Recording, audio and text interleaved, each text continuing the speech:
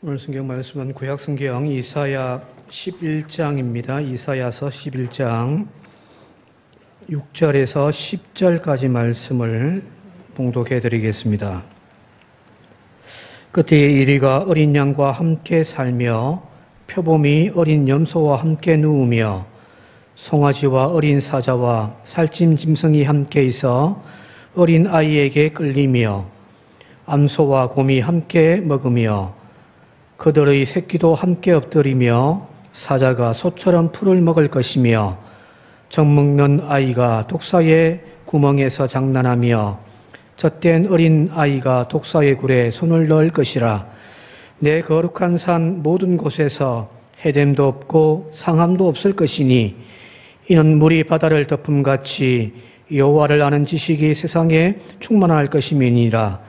그날에 이새의 뿌리에서 한 삭이 나서 만민의 기치로 설 것이요 열방이 그에게로 돌아오리니 그가 거한 곳이 영화로우리라. 아멘. 휴가를 다녀왔는데 어떤 분이 목사님 아프리카에 선교하고 오셨냐고 물어봅니다. 얼굴이 너무 시커매져가지고 그렇게 받아주시기 바랍니다. 실컷 놀다가 한 것이 아니라 선교하고 와서 얼굴이 시커매졌다. 그렇게 받아주시면 좋을 것 같습니다.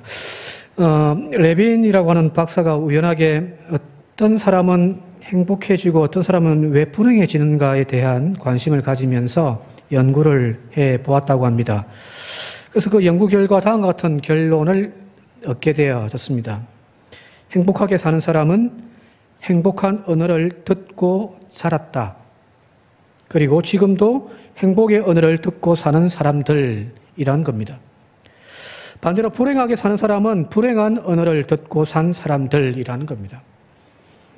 주변에 여러분들 부정적이고 불행한 언어들로 가득 차 있다면 사실은 어느 순간 내가 불행하다고 여겨지는 거겠죠. 그죠? 근데 참 살기 힘든 요즘이지만 내 주변에 계속 긍정적인 에너지가 있어서 살만하다, 좋다, 한번 해보자 하는 소리들을 많이 듣고 산다면 나도 모르게 내 의식 속에서 참 나는 행복하다라고 우리는 생각하게 되어진다는 이야기입니다. 의사들의 말에 따르면은 사람이 죽겠다라고 말할 때, 아이고 죽겠다라고 말할 때 어깨가 축 늘어지고 몸의 구조와 몸의 세포들, 신경들이 죽을 준비를 한다고 합니다. 반대로 살 수 있다라고 말하는 순간부터 몸의 모든 조직과 신경, 세포들이 살 준비를 시작한다고 하잖아요. 그죠? 맞습니다. 행복은 환경이 아니라 우리의 생각입니다. 현재 상황이 아무리 어렵다고 할지라도, 그리고 여러분들의 삶의 주변과 환경이 아무리 암울하다 할지라도 우리의 생각이 병들지 않고 건강하다면 우리의 인생은 아직도 살만하지 않습니까? 그죠? 바울의 고백처럼 내게 능력 주시는 자 안에서 내가 모든 것을 할 수 있다. 같이 한번 해볼까요? 내가 능력 주시는 자 안에서 모든 것을 할 수 있느니라. 아멘까지 같이 하셔야죠. 그죠? 이 믿음의 고백대로 성령 안에서 내가 내뱉는 말 그대로 주님은 이루어 가실 줄 믿습니다. 그래서 절망적이고 부정적인 말보다 행복을 노래하는 저와 여러분들이 되어질 수 있길 바랍니다. 그리고 그 행복과 긍정의 말들로 나뿐만 아니라 내 주변의 사람들에게 희망을 공급해주는 그런 사람들이 되시기를 바랍니다. 오늘 설교 제목이 바로 그거거든요. 희망을 공급하는 자입니다. 어떤 분은 제 말에 속으로 아마 그렇게 외치는 사람도 있을지 모르겠습니다. 아니 목사님, 희망을 공급하기는커녕 나 먹고 살기도 요즘 힘들어요. 살맛도 안 나는데 도대체 무슨 희망을 공급해라는 말씀입니까? 맞는 말이죠. 그죠? 요즘 여기저기에서 들리는 소리가 다 살기 힘들다고 이야기를 합니다. 그것은 어떤 개인 몇 사람의 문제만이 아니라 전 세계가 지금 공통적으로 겪고 있는 고통입니다. 물론 이 어려운 시기에도 편하게 사는 사람들도 아마 있을 거예요. 그죠? 자, 그럼에도 불구하고 젊은이는 젊은이 나름대로의 실험을 안고서 지금 실험하고 있더라는 거예요. 이거 가서 조카들 만났는데 20대인데 그들 나름대로의 또 고민, 번뇌, 고통, 하소연하더란 말이에요. 가게를 운영하시는 소상공인들, 그들 나름대로 지금 어렵잖아요. 직장을 다니는 직장인들도 어렵다고 이야기를 합니다. 노인들도. 각양의 모양은 다르지만 모든 계층에서 모두가 다 살기 힘든 여건 속에서 지금 우리는 살고 있습니다. 참 살기 힘든 세상입니다. 심지어는 아직 초등학교도 안 들어간 새파기 어린 아이들이 힘들면 못 살겠다고 하는 말을 달고 산다는 이야기를 우리는 자주 듣잖아요. 그죠? 자, 그만큼 오늘날 우리가 살고 있는 지금 현실은 참 힘듭니다. 그러나 여러분, 희망의 공급자가 되어지는 저와 여러분들이 되시기를 바랍니다. 다 힘들다고 할 그때에 시원한 바람을 넣어주고 희망을 불어넣어주는 그런 사람들이 되자는 이야기예요. 그건 제 이야기가 아니라 그건 하나님의 말씀이거든요. 데살로니가 전서 5장 14절부터 18절까지 세 번역으로 잘 아신 말씀입니다만 세 번역으로 같이 한번 읽어보도록 할게요. 시작. 형제자매 여러분, 여러분에게 권고합니다. 무질서하게 사는 사람을 훈계하고 마음이 약한 사람을 격려하고 힘이 없는 사람을 도와주고 모든 사람에게 오래 참으십시오. 아무도 악으로 악을 갚지 말고 도리어 서로에게 모든 사람에게 항상 좋은 일을 하려고 애쓰십시오. 항상 기뻐하십시오. 끊임없이 기도하십시오. 모든 일에 감사하십시오. 이것이 그리스도 예수 안에서 여러분에게 바라시는 하나님의 뜻입니다. 아멘. 모든 일에 감사, 포기하지 아니하고 끊임없이 기도하는 삶, 항상 기뻐하는 것, 이걸 다르게 표현하면 그건 희망 아닌가요? 그죠? 희망이 없는 사람이 어떻게 감사할 수가 있어요? 불평만 하지. 내일에 대한 희망을 버린 사람이 어떻게 기도를 계속 이어갈 수가 있겠습니까? 그죠? 항상 기뻐할 수 있는 것도 내 안에 희망이 있기 때문이거든요. 그리고 그 희망으로 가득 찬 오늘 우리를 통하여서 절망한 자들, 마음이 약한 자들, 힘없이 고개 숙이고 있는 자들을 돕고 격려하라고 하는 말씀이 바로 오늘 주신 말씀이란 말이에요. 그러면서 이렇게 이야기합니다. 끝에 이것이 그리스도 예수 안에서 우리에게 바라시는 하나님의 뜻이라는 이야기예요. 세상이 아무리 살기 힘들고 어렵고 팍팍한 환경이라 할지라도 주님은 우리에게 뭐라고 말씀하시냐면 희망 잃지 말라는 거잖아요.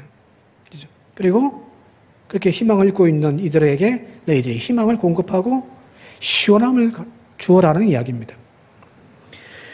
우리는 어느 곳에 가든지 어느 조직에 있든지 누구를 만나든지 희망의 공급자가 되어야만 합니다. 여러분 때문에 여러분 집안이 살맛 나야 될 거 아닌가요? 여러분 때문에 여러분 만나는 모든 사람들이 살맛 난다라고 하는 그런 고백을 우리는 들어야만 한다는 겁니다. 우리 산정교회 때문에 목포가 살맛 나야죠. 이 정도면 아멘 하셔야 되는데. 그렇죠? 이 산정교회 교인들이 아는 분들이 몇 분 계시는 모양이에요. 다시 할게요. 산정교회 때문에 목포가 살맛 나야 되지 않겠습니까? 그렇죠? 믿음의 사람이 지나가는 곳에는 잔잔한 파도가 일어나야 되는 거예요. 삶의 의욕을 잃어버렸던 사람들을 살고 싶은 욕망을 일으켜주는 것, 그게 바로 예수 그리스도를 모시고 있는 저와 여러분들이에요. 저주와 미움으로 가득 찬 사람들에게 용서와 사랑의 훈풍을 불어주어야만 합니다. 부정적인 생각으로 삐뚤어지게 바라보고 있는 그 시선을 긍정의 시선으로 바꿔줄 수 있는 영적인 눈을 뜨게 하는 것, 그것이 바로 우리가 해야 될 일 아닌가요? 복음 전거 다른 것이 아니에요. 예수 이름을 전가하는 것이지만 그 안에 예수를 심어주어서 이런 부정적인 것들을 긍정으로 바꿔가는 것, 그게 전도고 그게 복음입니다. 복음에는 바로 이러한 변화의 능력을 품고 있습니다. 복음 앞에서 예수를 믿는 사람들을 탄압하고 박해했던 청년 바울이 변화되어져서 이제 예수의 정인이 되어지잖아요, 이거죠. 생명을 살리는 일들 감당하더라는 거예요. 세상에 손가락질 받던 그 인간 말종 같은 사람이 복음을 통하여서 새 사람이 되어지고 칭찬과 존경을 받는 존재로 변화받는 것, 그것이 바로 복음의 능력입니다. 따라서 복음을 품고 있는 우리에게 희망을 노래하고 더 나아가서 이 죽음의 골짜기에 하늘바람, 성령바람 불어넣는, 그래서 마른 뼈들을 살려내는 그런 하나님의 대리자가 되어지는 저와 여러분들이 되시기를 바랍니다. 너는 안 돼가 아니라 너 될 수 있어. 그렇죠? 우리 교회는 안 돼가 아니라 우리 교회는 돼. 그런 바람을 불어넣는 그런 성도, 그런 믿음의 식구들이 되어질 수 있기를 다시 한 번 더 부탁을 드리겠습니다. 이미 16년 전에 나온 책입니다. 2006년도에 나왔으니까요. 제 서재도 꽂혀 있었는데 아무리 찾아봐도 안 보이더라고요. 아마 책을 정리하면서 버린 모양입니다. 저 책이에요. 사람이 모이는 리더, 사람이 떠나는 리더라고 하는 책입니다. 저 책을 쓴 분이 바로 정영진, 우리 교회에 이제 정영진 집사님 계신데, 이름이 똑같습니다. 정영진 목사님입니다. 고향에 살리는 교회를 담임하고 있는 목사님이신데, 이분은 미국에 가가지고 리더십 코칭을 밟아가지고 박사학위를 받아가지고 돌아오신 분이에요. 그래서 리더십 전문가이기도 한 그가 자신의 배워온 지식과 목회 현장 속에서 경험했던 것들을 이제 이 책에 이제 적어 놓은 거예요. 사람이 모이는 리더가 있고 사람이 떠나는 리더가 있더라는 거예요. 이 책의 내용 중에 하나를 좀 소개할까 하는데요. 역사가 무너져 망해가는 시대인가 아니면 새 시대, 새 역사가 희망차게 세워져 가는 그런 시대인가를 알아보려면은 그 시대의 리더를 보면 알 수 있다라는 겁니다. 그 집단의 그 교회의 리더를 보면은 그 교회를 알 수가 있다는 거예요. 그러면서 엘리 제사장의 이야기를 이 책에서 소개를 하는 거예요. 사무엘상 3장 1절에서 2절 말씀을 같이 한번 읽어볼게요. 사무엘상 3장 1절과 2절입니다. 시작.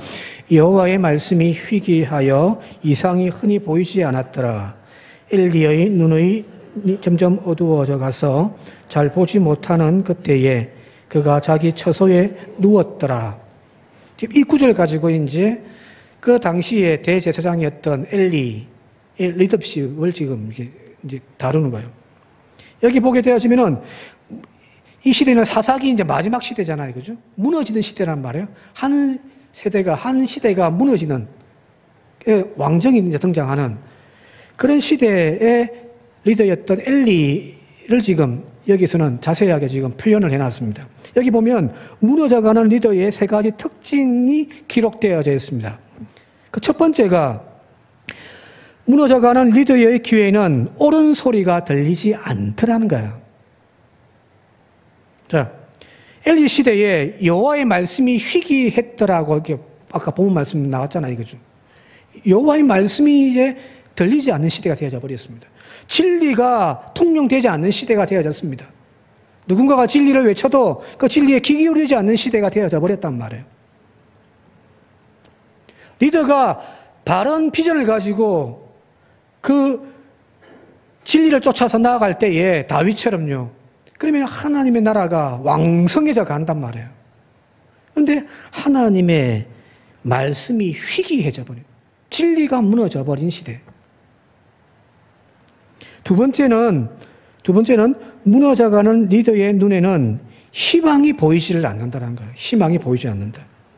앞서도 이상이 흔히 보이지 않았다라고 이야기하잖아요. 이상이란 비전이거든요. 환상이거든요. 현실에 지금 이루어지지 않지만 곧 임하게 되어질 하나님의 꿈, 그게 이상 아닌가요? 사람이 못 배우고 힘들어 못 사는 것이 아니에요. 희망이 보이지 않기 때문에 주저앉는 거잖아요. 그죠? 아무리 현실이 어려워도, 아무리 나같이 못난 인간도 희망만 있으면요, 오늘도 터벅터벅 걸어갈 수가 있다는 이야기잖아요. 그러나 희망이 없어버리면, 희망이 끊어져 버리면 인간은 주저앉아 버리고 만단 말이에요. 삶을 일으키고 달려가게 하는 힘이 희망입니다. 환상과 새로운 세상을 향한 비전을 리더는 품고 있어야 된다는 이야기예요. 희망의 불씨를 가꾸어주는 그 사람이 바로 위대한 리더입니다.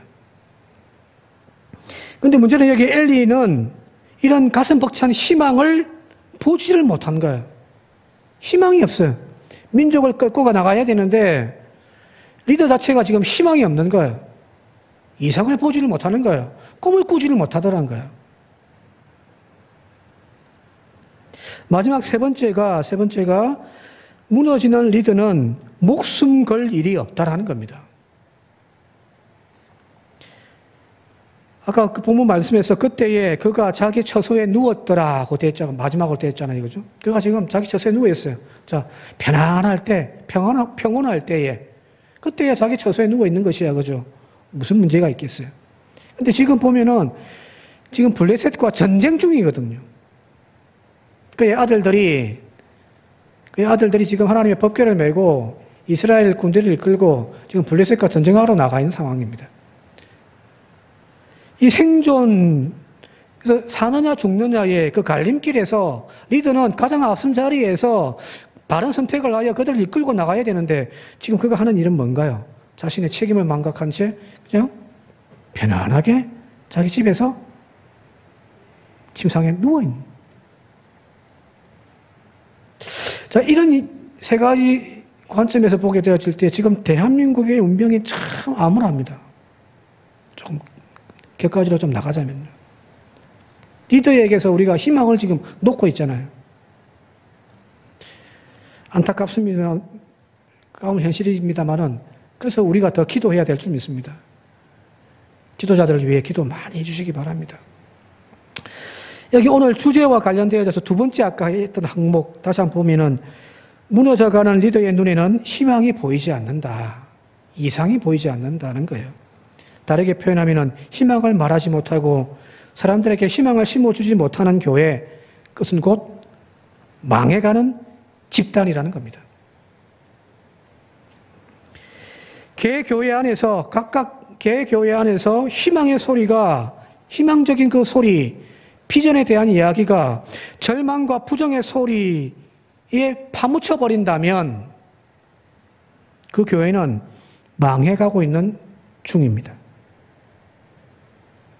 반대로 교회 안에 희망의 소리가 넘쳐나고 비록 힘들고 어려운 그 절망적인 상황 속에서도 서로에 대한 격려, 칭찬, 비전을 품고서 희망을 노래할 수 있다면 그 교회는 곧 사람이 모이는 교회가 될 것입니다. 실제로 개척교회 하시는 많은 목사님들을 이렇게 만나보잖아요. 그죠? 근데 이 말이 제가 틀리지 않는다라고 생각하는 것이 뭐냐면 개척교회가 얼마나 힘들어요. 사람도 없고, 그죠? 한 사람의 목숨 걸어야 되는 그런 절박한 현실, 재정적인 어려움도 있어서 할 수 있는 것들이 별로 없는 그런 현실들이에요. 근데 어떤 개척교회 목사님은 힘들어 죽겠다라고 맨날 불평만 하는 목사님들 있어요. 반면에 말씀 붙잡고 기도하면서 희망을 노래하면서 할 수 있다라고 뭔가 긍정적인 에너지를 가지고 있는 그런 목사님들도 분명히 있습니다. 어느 교회가 부흥할까요? 제가 알고 있는 한 분, 그 개척교회인데 교인들이 서로 막 뭔가를 하려고 해요. 교회. 그 교회, 작은 교회가 이제 다른 노예에서 개척한 교회인데 그 교회가 지금은 큰 교회 30억짜리인가? 교회 건물 사가지고 지금 이전해가지고 지금 목회 잘하고 있거든요. 바로 이거죠. 부정적인 소리, 질질 짜는 소리가 그 교회의 전반적인 분위기가 되어지면 그 교회는 망합니다. 사람이 떠나간단 말이에요. 근데 희망이 넘쳐나고 할 수 있다라고 하고 긍정적인 에너지가 넘쳐나는 그런 교회에 사람들은 모이게 되어져 있다는 이야기입니다. 가까운 미래의 한국 교회가 어떻게 되어질 것인가 라고 묻는다면 오늘 우리 안에 희망이 있는가부터 물으면 되지 않을까 싶습니다.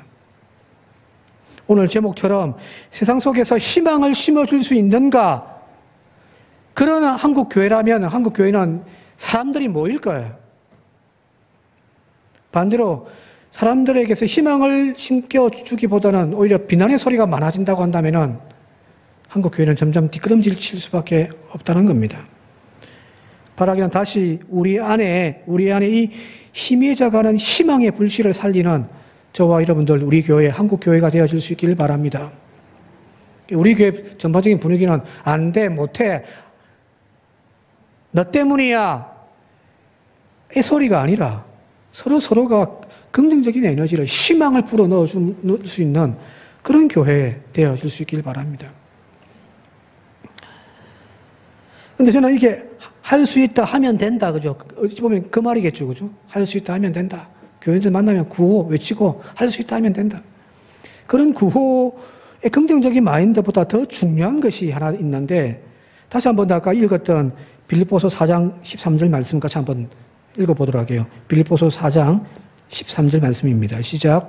내게 능력 주시는 자 안에서 내가 모든 것을 할 수 있느니라. 아멘. 여기 내가 모든 것을 할 수 있다라고 하는 이야기는 앞서 이야기했던 그 부분이죠. 긍정적인 생각. 교인들이 서로 막 할 수 있다 해보자. 그런데 여기 빌립의 빌립보서를 통하여서 바울이 고백하는 것은 나는 모든 것을 할 수 있다라고 하는 그 전제 조건으로 앞에 무언가를 하나 더 붙여 놓았단 말이에요. 이게 더 중요한 거예요. 바로 그것이 바로 내게 능력 주시는 자 안에서입니다. 단순하게 긍정적인 마인드, 나는 할 수 있다, 나는 하면 된다라고 하는 그 구호보다 더 중요한 것은 바로 주 안에서입니다. 오늘 우리의 희망의 근거는 뭐냐면 내 스스로 긍정적인 마인드를 만들어서 할 수 있다라고 하는 그것도 물론 좋지만 그것보다 더 희망의 뿌리가 되어지는 것은 바로 예수 그리스도이시라는 거예요. 우리 교회의 희망은 목사가 아니에요. 젊은 세대들도 아니에요. 그는 조연일 뿐이에요. 우리 교회의 희망은 예수 그리스도이셔야 한다는 이야기입니다. 점점 암울해져가는 세상 속에서 참된 희망은 바로 예수님에게 있음을 고백하는 저와 여러분들이 되시길 바랍니다. 예수 믿으세요? 예수 믿으세요? 그러면 내 안에 예수가 계시다면, 우리 가정에 예수가 계시다면 우리 가정은 여전히 희망이 있는 거예요. 왜? 예수님은 우리를 단 한 번도 포기한 적이 없기 때문이거든요. 오늘 읽은 본문 말씀 다시 한 번 더 읽어보도록 할게요. 이사야서 11장입니다. 6절부터 9절까지 한번 읽어볼게요. 시작. 그때에 이리가 어린 양과 함께 살며 표범이 어린 염소와 함께 누우며 송아지와 어린 사자가 살찐 짐승이 함께 있어 어린 아이에게 끌리며 암소와 곰이 함께 먹으며 그것들의 새끼가 함께 엎드리며 사자가 소처럼 풀을 먹을 것이며 적 먹는 아이가 독사의 구멍에서 장난하며 젖된 어린 아이가 독사의 굴에 손을 넣을 것이라. 내 거룩한 산 모든 곳에서 해됨도 없고 상함도 없을 것이니 이는 물이 바다를 덮음같이 여호와를 아는 지식이 세상에 충만할 것임이니라. 자, 이 찬양 어릴 때 부를 때 막 저는 너무너무 기뻤거든요. 그냥 어떤 리듬이 박자가 나의 마음을 기쁘게 하는 것이 아니라 이 가사 자체가 이 말씀 자체가 노래를 부르면 그냥 마음이 즐거웠습니다. 자, 오늘날 우리가 살고 있는 사회, 이 병든 사회의 근본적인 원인이 바로 약육강식이잖아요, 그죠? 가진 자와 못 가진 자, 힘 있는 자와 나약한 자 사이에서 일어나는 사회적 갈등이 사회적 문제의 근본이거든요. 그죠? 그런데 오늘 여기 본문 말씀 보게 되어지니까 이 힘 있는 자, 사자, 표범, 또 곰, 독사, 우리 사회에서 이런 강자들이 약자들을 짓누름을 통하여서 사회의 불안과 불평등 여러 문제들이 발생하는데 오늘 여기 성경 본문 말씀 보게 되어지니까 이 힘 있는 강자들이 오히려 힘없는 약자들, 아이, 어린 양, 어린 송아지 다 약자들이잖아요, 그죠?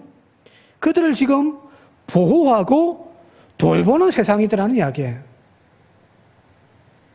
독사가 어린아이가 손에 넣어가지고 막 장난치고 자기를 괴롭히는데도 깨물어버리는 것이 맞는데 안 물더란 거잖아요. 말 그대로 우리가 소망하고 꿈꾸는 세상, 이런 세상 아닌가요, 그죠? 자, 그런데 어떻게 이런 세상이 우리 안에 도래할 수가 있을까? 어떻게? 우리가 이상으로 꿈꾸고 있는 이런 놀라운 평화로운 세상, 이 세상이 우리들 가운데 오기를 바라고 우리 가정이 이런 가정이 되기를 바라고 우리 교회가 이 민족이 그런 나라와 그런 가정들이 되기를 원하는데 이런 세상이 어떻게 도래할 수 있을까? 그 해답이 바로 10절에 있단 말이에요. 10절 같이 한번 읽어볼게요. 10절 시작. 그날에 이새의 뿌리에서 한 삭이 나서 만민의 기치로 설 것이요 열방이 그에게로 돌아오리니 그가 거한 곳이 평화로우리라. 이새의 뿌리에서 한 삭이 난, 오늘 오전에도 어린이부 설교가 이런 내용이었는데 구약에서 말하는 이새의 뿌리, 거기서 나오는 이 한 삭이 바로 예수 그리스도이시잖아요. 그분이 이 땅에 오심을 통하여서 이 평화의 나라가 만들어져 간다는 이야기예요. 자, 인간의 노력으로 2500년 동안 이스라엘 백성들은 하나님 나라를, 메시아를 꿈꾸면서 하나님 나라를 막 만들어 가려고 막 몸부림쳤지만 세워져 가는 듯 하다가 다시금 주저앉고 세워져 가는 듯 하다가 다시 주저앉고 그것이 인간의 역사였단 말이에요. 수천 년의 인간의 역사에서 정말 이 더 나은 세상을 만들기 위하여 등장했던 위대한 위인들이 얼마나 많았습니까? 그들을 통하여 세상이 조금 더 아름다워져 가는 것처럼 보여졌지만 또 한순간 이상한 놈이 와가지고 그 밑둥을 딱 쳐버리니까 또 주저앉아버리는. 그 인간의 역사잖아요. 그죠? 그래서 유토피아란 말이에요. 만들 수 없는, 실제하지 않는 세상. 그러나 이런 실제하지 않는 것처럼 보여지는 하나님의 나라가, 평등의 세상이, 평화의 세상이 우리들 가운데 임할 수 있는 비결은 바로 참 목자이신 예수 그리스도를 통하여 가능하더라는 거잖아요. 그죠? 모든 소망과 희망의 뿌리가 되시는 주님을 오늘 임마누엘의 은혜로 오늘 우리와 함께 우리 가운데 모시고 산다면 이곳이 천국이에요. 왜 불평하며 왜 내 가정 안에서 원망하며 시기와 원망과 싸움이 일어나고 있습니까? 예수가 없기 때문은 아닌가요? 왜 교회 안에서 지지고 볶고 싸우고 막 난장판이 납니까? 예수가 없기 때문이 아닌가요? 주님이 오셔서 세워가는 나라, 이런 나라잖아요. 그죠?